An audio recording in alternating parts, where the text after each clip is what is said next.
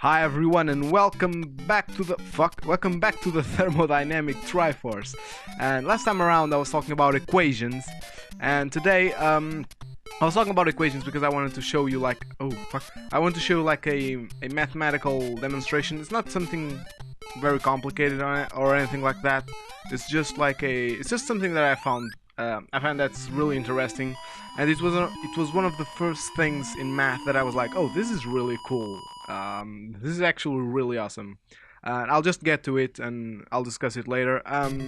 Alright, so think about the number 0.999 an infinity of nines there. So 0.9. This is often represented as 0 point and then the 9, the part that repeats itself in between parentheses, like this game over, shit. No worries. Imagine that you have the number 0.454545, it would be represented as a 0.45 in between brackets. So yeah, we have the number 0.9, and that's how I'll refer to this number from now on. 0.9. Alright, so we have 0.9, and let's call that number x. Just let's call it x. So we have x equals 0.9, and that is like an equation where x is that number. But we want to represent x in a fraction, and since it's an infinite number, like an infinite periodical number,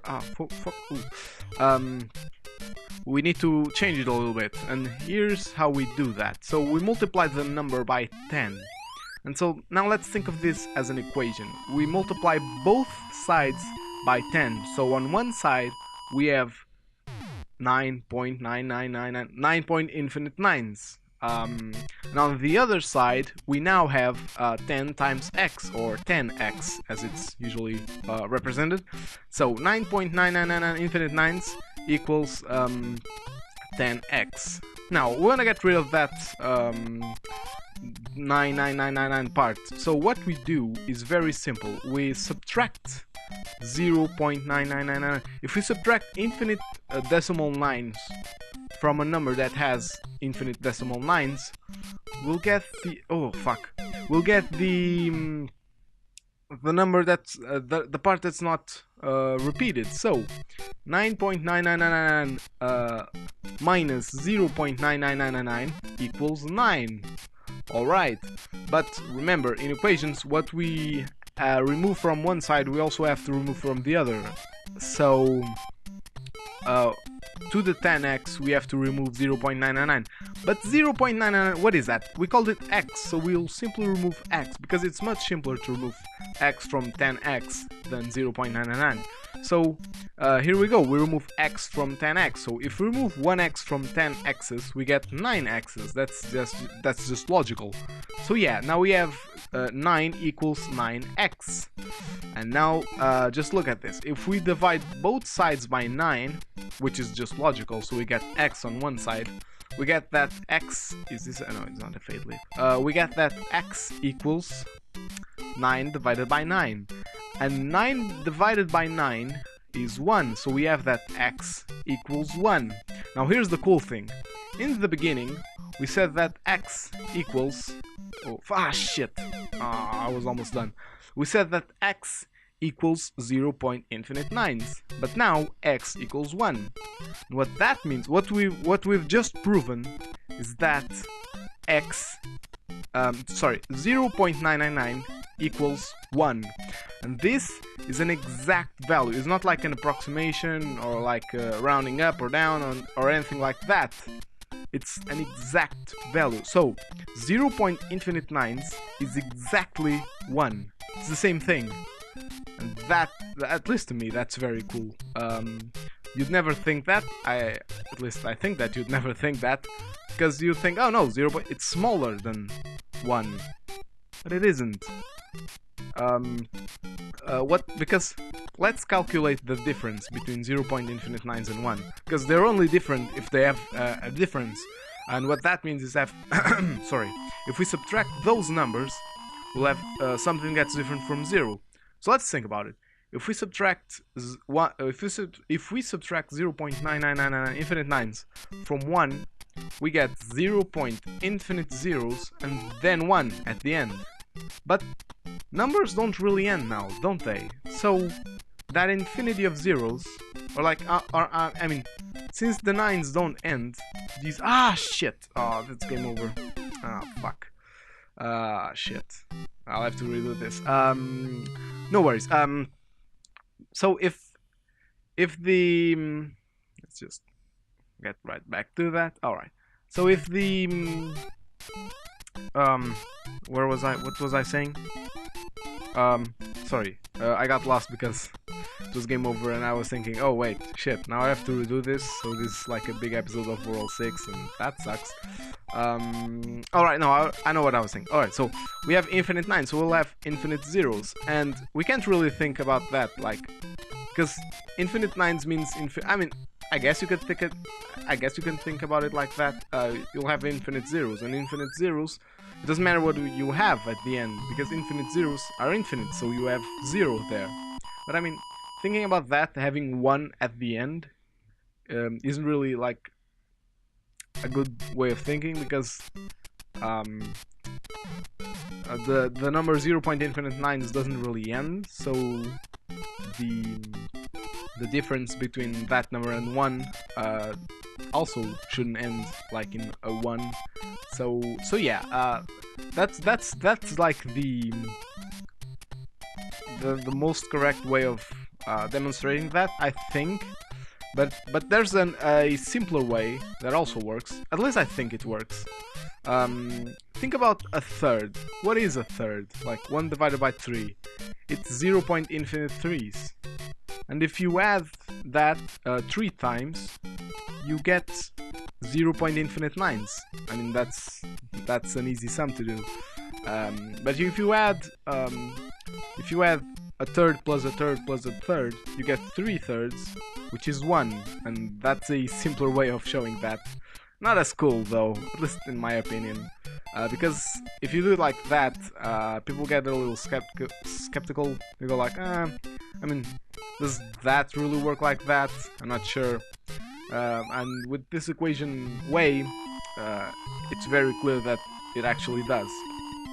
And that was the demonstration that I wanted to talk about. I mean, it's really cool, because you can I've just proven to you that 0.infinite9s is exactly 1, and I don't know, that's really weird.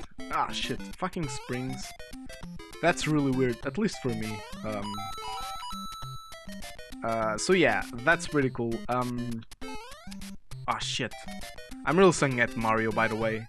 Simply because speaking about math and playing Mario does not go well together.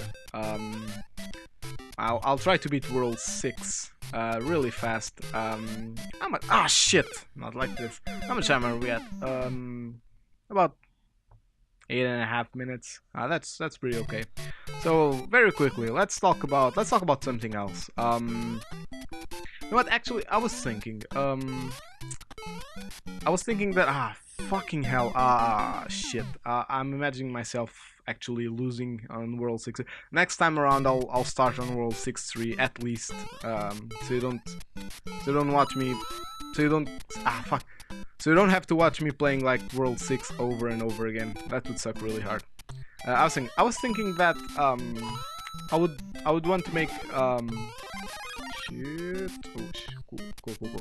I was thinking that I would like to make Mario about math, and I was thinking that okay, so I'll do Mario 1 about functions. But then I started to think, you know what? That's pretty boring. Like a whole game about one math theme. I think that people will get bored of it. Like I think that people would be bored already on episode 4. It's 4, I think. Yeah, and that would really suck. Shit. Wait a minute. I'll just. Shit. Oh, I started. You know what? Just. Let's cut to World 6-3 really quickly. Alright, so we're back to World 6-3, and I mean, I could have ended the episode right there, but it would just be short of 10 minutes, and I'm actually, like, reducing the number of episodes that I do per week to 1, because I wanted to improve myself and maybe start making slightly bigger episodes, maybe closer to 15 minutes, just because that's more to edit and I get more practice. But I don't really have like a new theme. I don't really want to introduce a new theme today. So what I'll basically do is I'll try to beat World 6. No, but I was thinking that I was thinking about making Mario about math, but as I was saying, people would probably get bored. So my idea was to like talk about math, but not exactly like follow a theme like functions. Just talk about random stuff that I come up with during the week. I think that's better, like to have a different math stuff every time. And I'm also thinking about about maybe starting like another game. I'll just juggle. Fuck! I just juggle both. This is game over. I'll beat World 6-4 next time, and I'll start on World 7. But just to wrap everything up, I was thinking about playing another game, and juggle both. Like whenever I feel like playing one, I'll just play it. And on that other game, I'll probably talk about other stuff, not math. Probably science, not always. Maybe sometimes media or something like that. We'll see what I come up with. Anyways, thank you for watching and see you next time.